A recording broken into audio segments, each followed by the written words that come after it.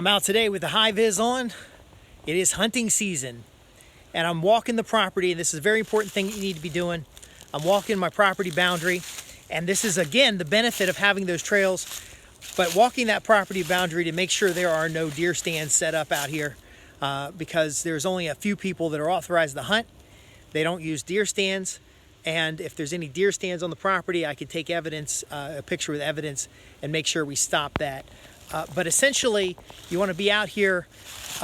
The trails, and this is why I want to do this quick video, is that the trails are on the property boundary or near the property boundary on a contour area.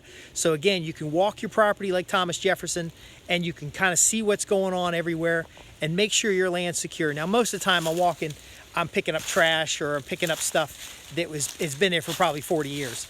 And I'm just cleaning up the woods. There's some branches up here that are hanging across, so I might knock those down. I didn't bring any tools with me this time because I'm just doing a quick walk around. But I usually do trail maintenance. Never find anything exciting out here. But I do want to make sure, though, that I can always see my property boundaries. And then later, when we have a fence line for animals, when I walk the property, I can make sure the animals are okay. And I'm doing so on an area like this. I don't know if you can see that behind me, but look at that. It's just grass. It's gonna be grass, but it's just leaves, and it's very open. You know, when I get older, I imagine I'll do this on a side-by-side or a mini truck or something. But essentially, I can walk the area. I can look around to make sure that there are no deer stands. I can see if there's any trash, but I can also start, you know, clearing trail debris. We do have people that camp out here outside of the hunting season. And I have a couple campsites here and there I would like to check on to make sure everything's being nice and neat. In fact, there's a link below where you can find where the camping is. Oh, I'm getting distracted. I see something. Here's another thing that I do when I'm out here. But if you want to click the link below and find out about camping, I just got excited. Look at these. Now, these mushrooms are pretty old.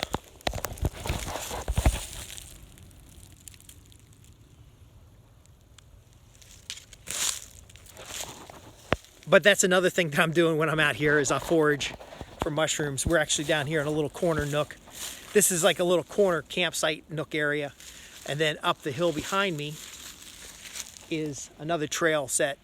You see how wide and open those trails are? Again, I can walk the property. I'm gonna do a quick loop.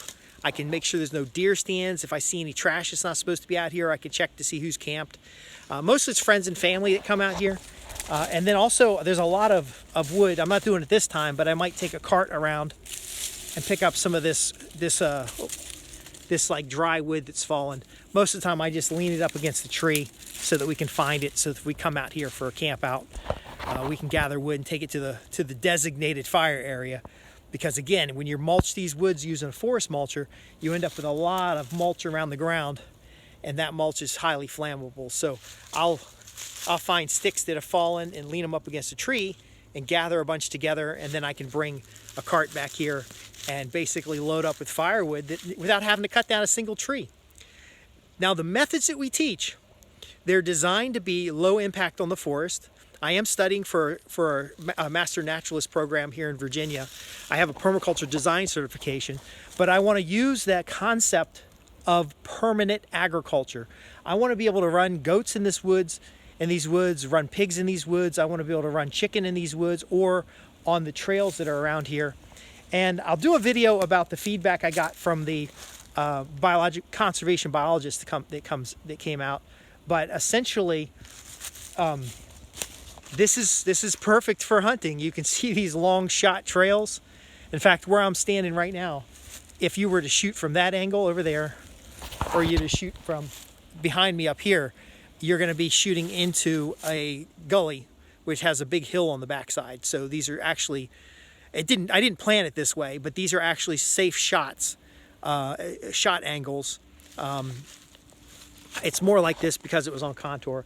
And then I'm going to put a little footpath through the woods here. You can see that little ribbon there. There'll be a little footpath and a bridge here because this loop goes up and around a gully. And if there's a little footpath, you can just cut across to the other side and save you some walking.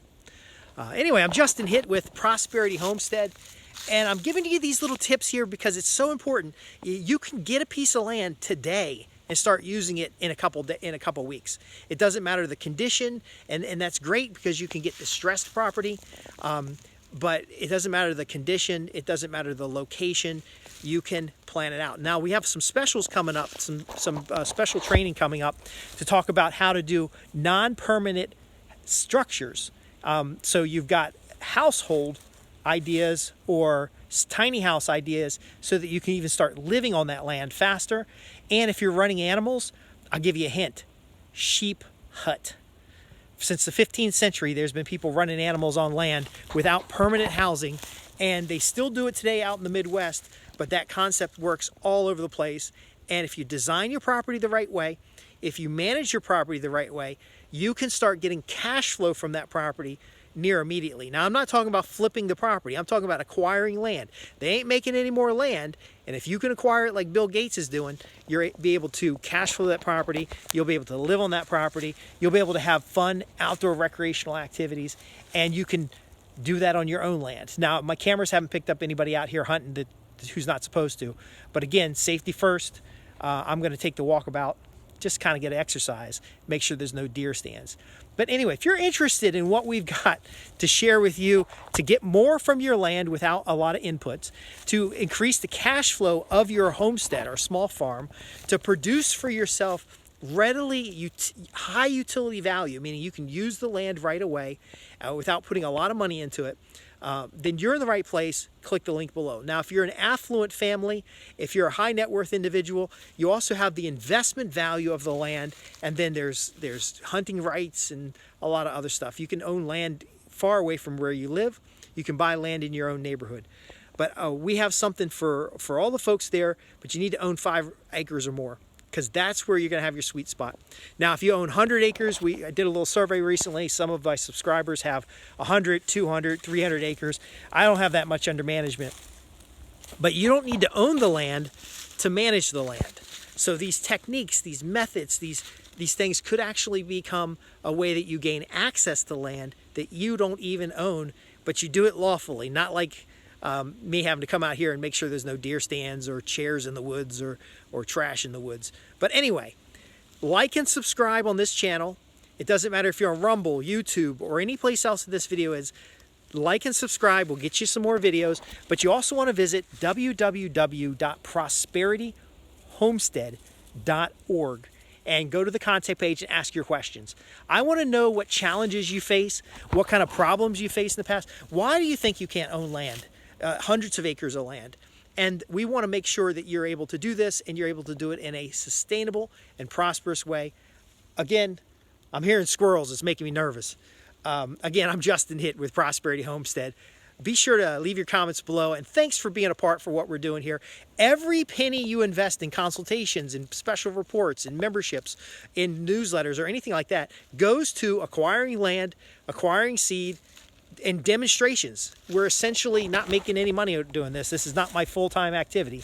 But we are gathering the resources and the insights in order to get you the results that you need in order to get the most from your land without harming it ecologically. How to build that natural system of land that's going to provide more than a subsistence for you, but in fact a positive net flow of energy, cash flow, all those things that we measure with. Thanks for watching.